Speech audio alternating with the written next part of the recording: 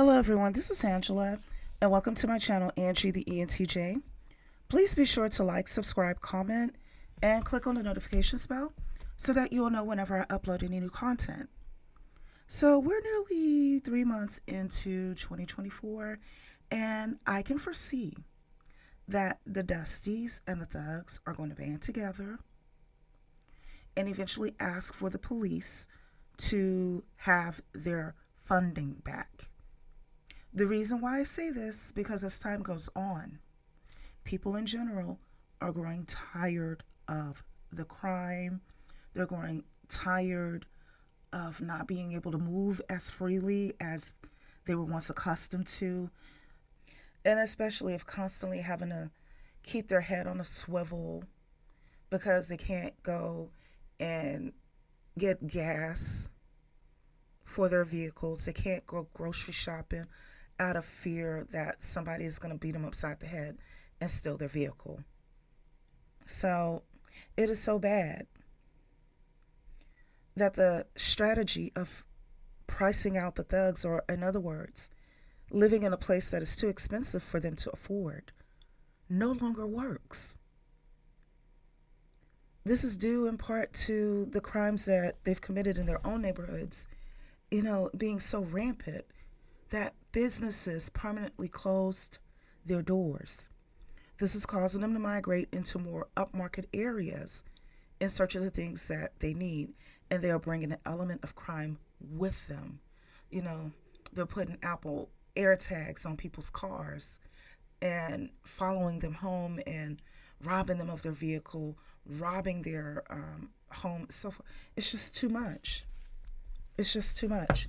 And right now, also, small business owners especially are so tired and worn from the combination of COVID, inflation, shrinkflation, and crime. The police force has been overtaxed as well, with record numbers of police officers quitting, with a combination of there being a record number of vacancies that are not being filled. So the criminals feel that they have the free range to commit whatever form of chaos and crime they're able to, because chances are high that they will bail out of jail. Chances are high that it will take long for the calls to be answered, and so on and so forth. And they have made a sport out of ruining communities and ruining businesses within a short period of time that may have taken those poor business owners decades of planning, saving up funds, and delayed personal gratification in order to open the doors to that business and also to operate it. So many crimes have been reported in various neighborhoods that it has dropped their community rating. And what I mean by this is that when families move into different neighborhoods, one of the things that they're looking for are school ratings, because they want to give their children a good future. And also, they are looking at the number as well as the types of police calls that have happened within those communities, which is a way of unofficially gauging the safety of the community. And basically, a community that has high school ratings and not a lot of police activity tends to be more desirable. And those are the kind of things, among others, that help to keep property values high. So all of this is affected by reckless delinquents. Criminally minded people have numerous deficits, and one key abnormality in their possession is a lack of foresight. Many of them dysfunction from one fleeting moment to the next, absent of the capacity to see the whole picture or to see the big picture.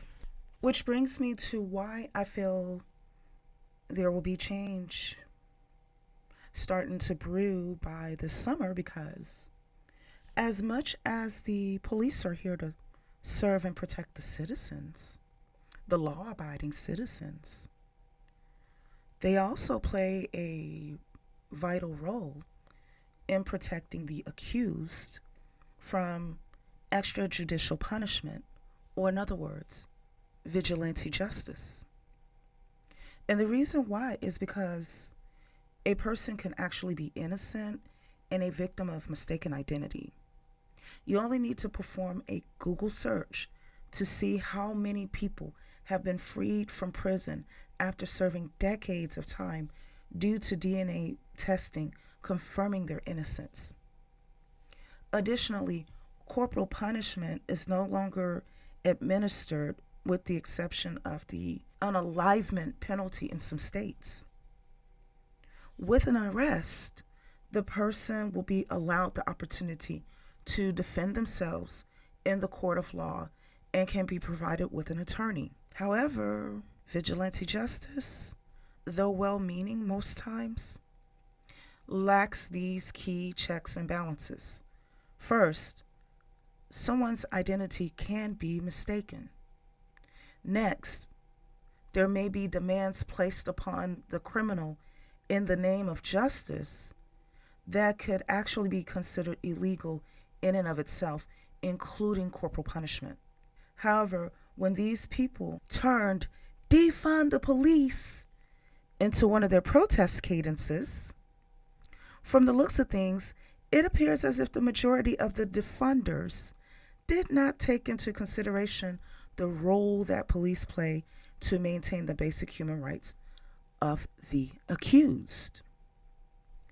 Going back to regular citizens, and especially small business owners. Listen, people are tired of the decline in their communities due to crime. Criminals, thugs, and dusties are economic assassins. Every time a crime is committed and a person files a claim, it will increase their insurance premiums. And if they file enough claims, then the insurance company will deem them so high risk and may even decline to offer them coverage. So, in other words, to make it plain, if Daquan does something that causes $15,000 worth of damage, he breaks a store window, he tears the door off of a convenience store refrigerator. So, in the midst of committing his 2 or 3 minute crime, he causes $15,000 worth of damage due to needing to replace the glass. That's a lot of money. Replace the door on a refrigerator. That's a lot of money. And maybe the product that was in the refrigerator that he was stealing from has all gone to ruin. So that can be like $15,000 worth of damage, if not more, very easily. See, with insurance, that business owner may only have to pay like $1,500 as a deductible. However, without insurance, the business owner will have to pay that $15,000 out of pocket and try to sue Daquan, a person from the most unemployed collective within the nation. He has to try to sue Daquan for the $15,000. Yeah. This is the reason why businesses are closing their doors, because the cost to operate is too much in the midst of a lot of crime. And if they're not dealing with higher insurance premiums or the threat of being denied coverage, some places, like when I was traveling through San Francisco, I believe a little over a month ago, have to hire full-time armed security who they have to pay out of pocket from the profits of their business, as opposed to having an area that is adequately being policed, and that can cost to the tune of $20 to $30 per hour each day per guard. Some residential communities in the nation have also joined together to hire their own personal security or their own residential security force, which again, in addition to the cost of a mortgage, taxes, and insurance, and possibly homeowner association or HOA fees, this adds yet another expense to the average American budget. People are tired. They can't even take their dog for a walk or go for an evening stroll with their family. They can't go grocery shopping without bumping into a criminal element. They're having their Amazon, their FedEx, their UPS deliveries stolen off of their doorsteps, along with their DoorDash and Uber Eats and Grubhub orders. And this is why I'm saying that 2024, especially beginning around the summertime, we're going to see a lot happening in terms of vigilantism. First, The majority of crimes are generally only committed by a small percentage of the entire population. The good people vastly outnumber the bad people, even though there are times when the opposite can appear to be true. And yeah, I know that it sounds so cliche, but I'm a numbers person, and I speak from a numerical standpoint, so it's true. See, vigilantism, for instance, began to rear its head in Haiti about several months ago, on a day when armed gangs rampaged through a community. The people, victims who were being terrorized by these gangs, took those criminals out of the police van and burned a dozen of them alive in the middle of the street in broad daylight. The police were powerless to do anything, and the gang, even though they were heavily armed with guns, were outnumbered by a mob, by people who were simply tired and weary citizens who were fed up and who had armed themselves with machetes. Half a dozen bodies being burned on the streets of Haiti's capital, victims of vigilante justice. Supposed gang members killed in broad daylight and then set on fire by residents, according to witnesses. Those who live in the neighborhood ready to fight back. If the gangs come to invade us, we will defend ourselves. We have our own weapons. We have our machetes. We will take their weapons. We will not run away. Mothers who want to protect their children can send them elsewhere. The violence had started in the early hours of the morning when criminal gangs burst into several homes and attacked residents. Hours later, police stopped and searched a minibus supposedly containing several gang members. According to officials, a mob saw this as a chance for revenge. During a search of a minibus in which there were armed individuals, the police confiscated weapons and other equipment. In addition, more than a dozen individuals travelling in this vehicle were unfortunately lynched by members of the population. Here in the U.S., our situation is unique because this nation is considered by most as the place to go to or to escape to. So in addition to there being a tendency of vigilantism rising after a period of crime when law enforcement is inadequate, you see, what happens when there's no place to escape to? Americans are not known to become refugees. And, that's like our situation. And that's part of why I feel that things will be interesting this summer, because in combination of not having any other escape, then on top of it, we are some of the most protesting people on the planet. We are inclined to be confrontational regarding injustices, and rightfully so. And because of this, we're going to see more instances like this. Can you guys go check on this girl? I'll be right here.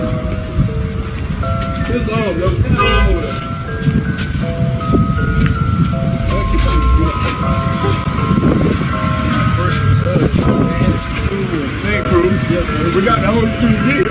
You gonna breaking my shit, yo. I wasn't breaking it too. You got my J's. You got my J's in my wallet. I wasn't in there. I was just checking them out.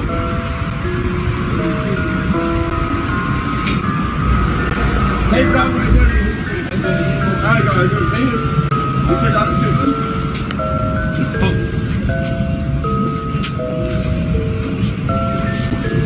Why you breaking this up, man? Come on, man. No, we see you break up a fucking truck, yo. That's crazy, man. Like the world is serious about this. I mean, looking at level 3. Look at you, man. Well, I gotta do what I gotta do to hold you to the police game. You had a bit. As you can see, the would-be thief was mobbed by the construction workers, taped and tied to scaffolding, with his arms being bent back behind him until the police could arrive. And let me tell you something. This thief was lucky because those men had plenty of equipment to do things to him. And you best believe what we're not seeing, even though we're seeing this group of men tying this criminal up, I guarantee you that behind the camera was a crowd of onlookers.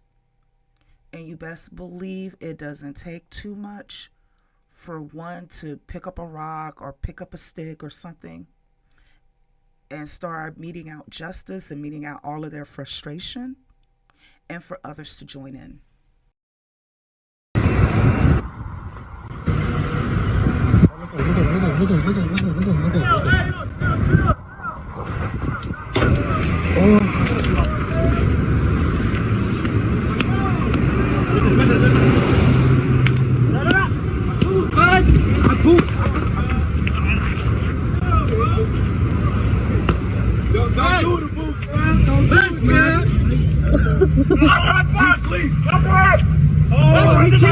He just keyed this shit, bro. Let him go, cuz. Let him go, cuz. He just keyed this shit, bro. Let him go. He just banged your shit too, shit. You my favorite. Bro. Damn, he seen this shit. He got everything. Came out here and did all this shit. For life, he just did all that to his car, bro. Life. He got a Mercedes, man. He just did all that. Actually, I was about to stop him. That's how my car's out here. Because I was about to stop him. Bro, you know Yes. he done fucked up. He done fucked up the wrong nigga's car. Like, why you gonna do that, fool? He been told you get up scoop. Yeah, y'all, so I ain't gonna lie. I'm all for the black power shit, but right now, I ain't gonna count. He just did some bullshit. I ain't gonna lie. All he did was tell me the store. You know, you seen this the whole time. He fucked up his car, That's dog. how. You gotta call him. I ain't gonna lie. That's some shit. Oh, look, he's sorry. Pissed. I got no gas. Hey, you gotta beat his ass some more, bro. Hey, look, I'm with all the black power shit. He deserved that though, y'all. I ain't gonna lie. Look at that, bro. That's a fender, hood, front door, back fender. You know how body that paint with that body in That's that a Benz, bro. That ain't gonna be cheap, that's bro. gonna cost you, boy. He tripping. He tripping. That don't come out. That's a rock, man. No niggas got nothing. He lucky he didn't get thrown in the street. No life, man. He tripping. Hey,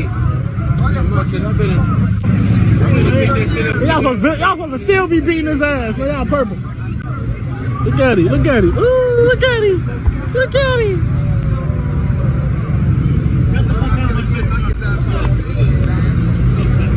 He like a time max. Take an ass whipping and keep on kicking. He take a licking and keep on ticking. Hey, Fucking time max.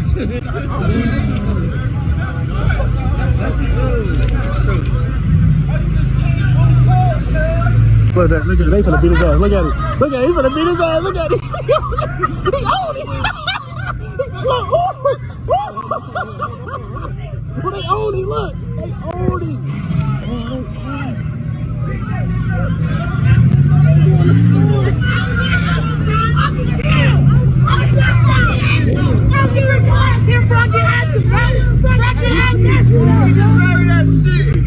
He's tripping.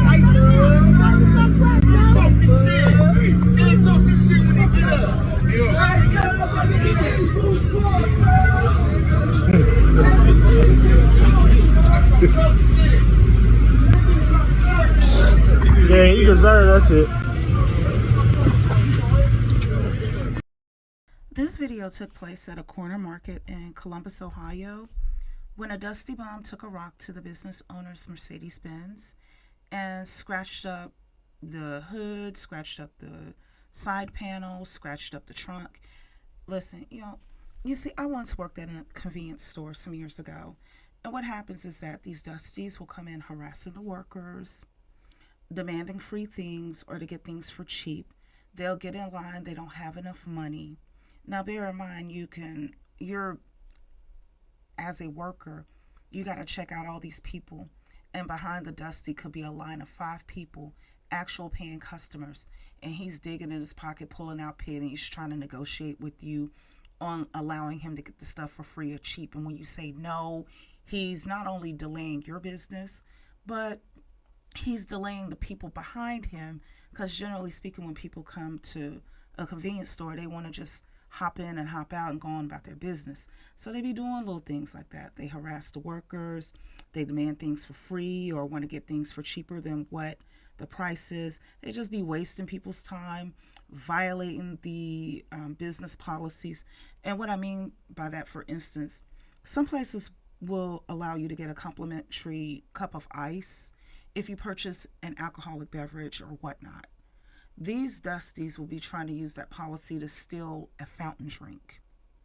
Or they may have a policy where you can only use their restroom if you're a paying customer, because listen, they have to budget. And what they're not trying to do is use their business profits to pay for a heightened water bill, because people are using their place as a pit stop, but they're not purchasing any items. And they're not trying to deal with homeless dusties bathing, or some of them will even go so far as to be sleeping or even having relations in their bathrooms and creating messes. So it's a possibility that this dusty and this business owner have shared a few words in the past, and the dusty, being an unsuitable male, reacted by damaging something that he himself is unable to afford or to repair. And I'm sure you heard one of the guys mention that even though he's about Black power, he fairly stated that this dusty was in the wrong. So you see, listen, dusties relied on people stepping in on their behalf just because they were Black. But you see, the tides are turning, and people are embracing the truth of right is right and wrong is wrong, no matter what other elements or minor details are involved.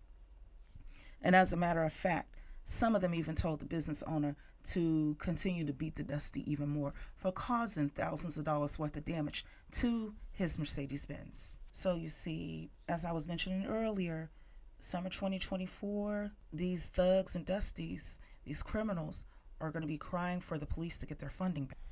No more touching little girls, bro, alright? Look at your mans, though. Nigga is dumb tight, hair look crazy. They can wrap them up.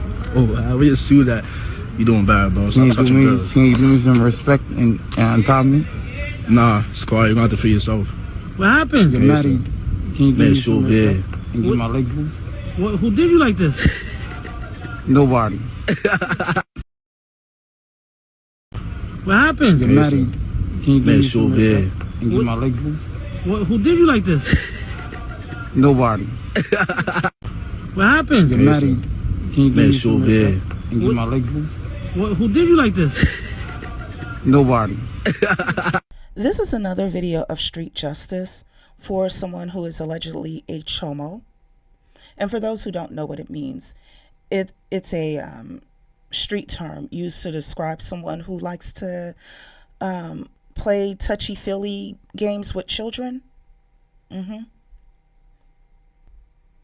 As you can see, he had knots all upside his head, and he was scared to say who beat him up and who taped him to a utility pole in the cold. This is in New York. It gets cold there. Taped him to a utility pole without his shoes. And, you know, adults, human adults, when it comes to body heat, we tend to lose our body heat through our feet and through our heads. And so you notice they left his hood off. They took his shoes off. So in addition to being beaten and taped up and tied, they made sure that he was going to be cold. And you see, he was scared when that guy asked him, who did this to you? He knew who did it to him. But he got scared and said, nobody. And also, you see how the guy who was asking him the questions responded when he was begging him to let him loose?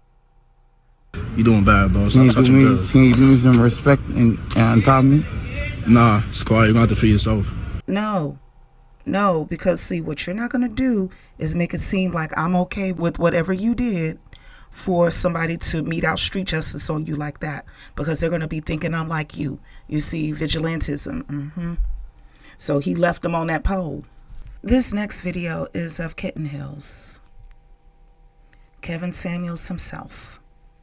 when he told a mother that she should not trust her 15-year-old daughter if the daughter approached her and claimed that her stepfather, which would have been the mother's husband, was watching her when she got out of the shower. Let's watch. Comes home and said, Kevin touched you. Looked at me getting out of the shower. What happens next? The relationship would have to end. Huh? That's not something, the relationship would end immediately. Because your daughter said I looked at her getting out of the shower. Why would that person even be close to the bathroom to see her? That would be the thing. You have to defend your seed. You have to defend your child. But you also remember you got 2 of my kids. And your child can never be an asset to anybody because that's the bomb that's always there. Okay. Because, and what the fuck, what could a man do about that? That's why he's roasting in hell right now. See how he was attempting to manipulate this mother from her maternal instincts to make it easier for him. And considering that she was on his platform, he was also demonstrating to his followers how to make it easier for them too to labor and sex traffic an entire family without them realizing what's happening to them. This happens more than I believe the majority of us realize. This is why when these dusties talk about relationships, they often talk about cooking and cleaning and having a bunch of tasks performed for them. But they don't talk about friendship. They don't talk about their plans or a legacy or what their goals with their family is going to be, such as ensuring, for instance, that the next generation of children are all business owners, or that the next generation of children are each gifted with a new home and a new vehicle when they graduate so that they can go ahead and begin their families. They don't talk about how they are building a Taj Mahal or an Ipita suit for their wives. All they want is a servant who will yield an income that is sufficient enough to at least pay half of the bills, who will regularly cook a meal and clean up after him as if he's a toddler, and later on in life become a nurse with a purse so that he doesn't die alone after Red Bull gives him his wings. That's what we do to whole ass niggas like him. Bitch ass nigga. How old you is, man? Dumbass. Well, I hope when you go to jail, they beat your ass some more, my guy. Hope you get your ass beat up some more, dog. Dummy. You dummy? You dummy? You dummy? That's her big brother. Just slap your ass like that. You dummy? That's her big brother. Let me show y'all his name. What's his name again? Michael Flemington? Michael Flemington? Renato Page. It's all kind of stuff. Michael Flemington. Her big brother 17. And you drunk. Goof ass. He ain't even work. It's over with. Dumbass. Sit your ass on that car. Woke up to a rude awakening, huh? Yeah, he's a pedophile, man. He touching on little kids. Days is I seen. He funny as it. I'll call you right back. This nigga 40 years old, Zo. 44, how old he say he was? That's 40. 40 years old, Z. Got little girls recruiting girls. That's insane. Go show them the door. You can't even open the door, the front door. I ain't finna go up in there again.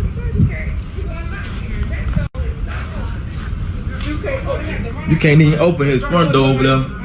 He got that motherfucker bolt in where you can't open, you can't escape. My niece had to run through this motherfucking door. My niece had to run through this motherfucking door to get out, man. So yeah, we whipped his motherfucking ass. We got life.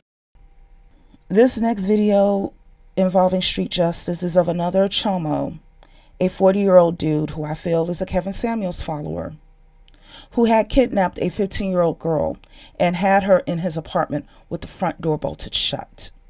So this girl's uncle and later on other relatives of her family came along to rescue her. and they dealt with the chomo. As you could see, some things I had to censor, block out, but they dealt with him.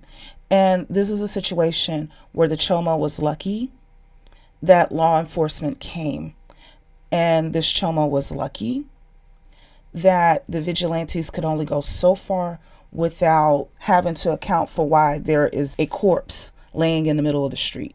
So I feel that things are going to change this summer, especially, and these criminals will begin to go underground out of fear.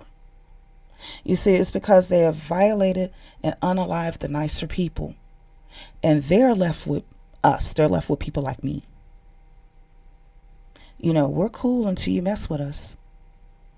But when you mess with us and you cross the line, we will get our lick back. No different than Marianne Bachmeier did when she emptied the clip back in the day into a man that R-worded and unalived her 7-year-old daughter named Anna, and then tried to make it seem like it was the 7-year-old's fault that he acted like that. Oh, Mama Bear wasn't hearing that.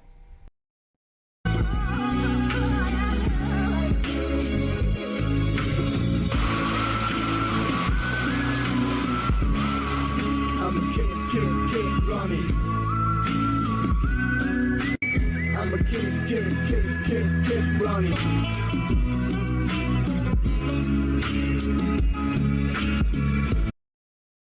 So Marianne Bachmeier is no longer with us. She's up in heaven with her little girl. Okay. But you see, she got her lick back. And there are more Marianne Bachmeiers, as well as, you know, fathers who are the equivalent of a Marianne Bachmeier out here, and see these thugs and these dusties. I believe by this summer they're going to realize that truth, and they will be begging. They're going to be begging for the police to get their funding back. So in my next video, I will cover another shift that I can foresee coming soon. Let's just say that summer is going to be interesting this year in terms of dating and relationship dynamics too. We've been seeing how winter came for the dusties for at least these past few years, and it's been rough on them. However, they are about to experience summer 2024 coming for them too, especially since Risa M. Tisa's Who the F Did I Marry series went viral, honey. There are a lot of legions out here, and that series had just yanked the rug from beneath them overnight. You know, these narcissistic, pathologically lying dusties are going to find themselves alone and in a biochemical reality this summer that they've never experienced before. So in my next video, I will cover that. And on that note, that's all I have to say for now. Please be sure to like, subscribe, comment, and click on the notifications bell so you'll know whenever I upload any new content. Thank you for tuning in, and take care until next time.